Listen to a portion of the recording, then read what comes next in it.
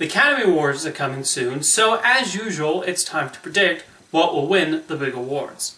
And I have to say, this has to be the most unpredictable year I can remember. For every category that seems like a sure thing, there's one that is completely up in the air, even some of the big prizes.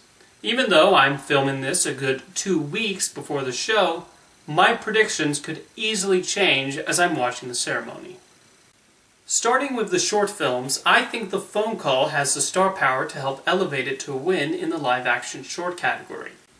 In Best Animated Short, Feast seems likely as it follows in the footsteps of the Oscar-winning Paperman, but Monsieur Hublot's victory last year shows that the most viewed nominee is not necessarily the guaranteed winner, so I'm predicting The Dam Keeper to win this category. Best Documentary Short is a coin toss as usual, with a lot of predictors having only the plot summaries to go on. Crisis Hotline, Veterans Press 1, which details soldiers with post-traumatic stress disorder, seems like it has the emotional pull to get at the Oscars, so I'm predicting that one. For Best Documentary Feature, Citizen4 has topped the headlines with footage of Edward Snowden prior to and following the NSA leaks, so I expect it to win here. In the Best Film Editing category, I think Sandra Day's task of piecing together footage shot over 12 years into a cohesive story will give Boyhood the victory here. Meanwhile, the continuous single-shot takes in Birdman will give Emmanuel Lubezki his second straight win for Best Cinematography, and I expect him to get many more job offers to do long tracking shots. The Grand Budapest Hotel did very well in the nominations, and I think voters will gladly vote for it in multiple crafts categories. The colorful architecture of the hotel and other locales make it a lock to win for Best Production Design.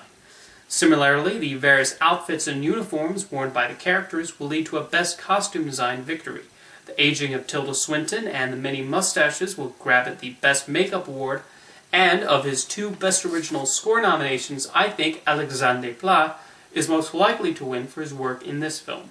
I will not be surprised if the Grand Budapest Hotel is mentioned multiple times in the evening in these categories. Best Visual Effects makes a strong case for many of its nominees, whether it be the realistic-looking apes in Dawn of the Planet of the Apes, or the personalities brought to Rocky Raccoon and Groot in Guardians of the Galaxy. However, I think the outer space worlds depicted in Christopher Nolan's Interstellar will win. Being the only nominee not part of an established franchise will make it stand out, and it getting 4 other nominations shows the amount of support for the film. War films tend to do well in the sound categories, and I expect that trend to continue here with American Sniper, a film that people are clearly passionate about, and these are the places it's the most likely to win. You could make a case for many of the original song nominees this year. Lost Stars was a popular hit outside of Begin Again, and it playing a central role in the film's plot gives it an advantage. I'm Not Gonna Miss You from the music documentary Glenn Campbell, I'll Be Me, could get the sentimental vote as a show of support for Campbell, who was recently diagnosed with Alzheimer's, and this song was his final studio recording, thus making this a heartwarming way of honoring him. Everything Is Awesome has certainly been on everyone's mind since the Lego Movie opened a year ago, and it would serve as a consolation prize after not getting nominated for Best Animated Feature. I think the award will ultimately go to Glory from Selma. After the almost complete shutout of the film, and outpouring of support from many people who felt it should have gotten more nominations, this will be a way to honor the film as well as pay tribute to Martin Luther King's legacy and the people of Ferguson. Best Foreign Language Film can occasionally go for something unexpected, but I don't think this is one of those years, and I expect the Polish film Ida will win here. For Best Animated Feature, it seemed like the Lego Movie was the surefire winner. And then the nominations were announced. That means the second most likely choice, How to Train Your Dragon 2, will win, which would honor not only the first film, which had the disadvantage of competing the same year as Toy Story 3, but will be a great pick-me-up for DreamWorks Animation, which has been having a tough month right now. In the acting categories, there are 3 absolute locks at this point. For her role as a mother of a boy who we watched grow up for 12 years, Patricia Arquette is absolutely taking Best Supporting Actress for Boyhood. J.K. Simmons has been a widely respected character actor for many years, and with his performance as a ruthless music teacher in Whiplash, he should walk away with Best Supporting Actor. Hopefully he doesn't find the orchestra too off-tempo. Julianne Moore is now on her 5th nomination, and she is guaranteed to win Best Actress as a professor who develops early-onset Alzheimer's in Still Alice. For a while, Best Actor seemed like a real contest, and it could very well be. Michael Keaton has been in the industry a long time, and he's certainly liked, with Birdman being a popular and beloved movie to boot. However, Eddie Redmayne has the sort of role in The Theory of Everything they love to honor. It's transformative, he's playing a real person, and somebody who's disabled. Add all those together, and I think Redmayne is winning. The hardest categories to predict are the Writing Awards. In Best Adapted Screenplay, Passion could propel Whiplash, The Theory of Everything, or The Imitation Game to a win.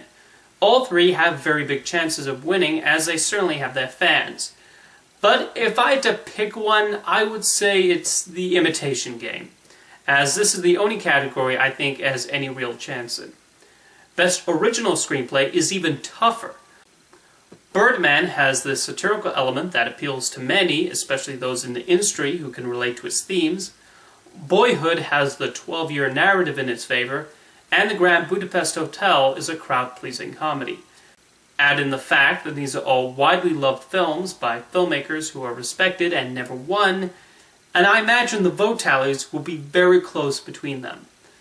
But I'm going to say The Grand Budapest Hotel. But again, the other two are very strong. Which brings me to Best Picture and Best Director. For the longest time, it seemed like Boyhood had them in the bag. But Birdman won the Producers Guild and Directors Guild Awards, which are usually a good indicator of what wins. However, Boyhood won the BAFTA Award, which is also industry voted. But I'm going with Birdman for the top prize. Will I be right or completely wrong? We'll find out very soon. See you next time.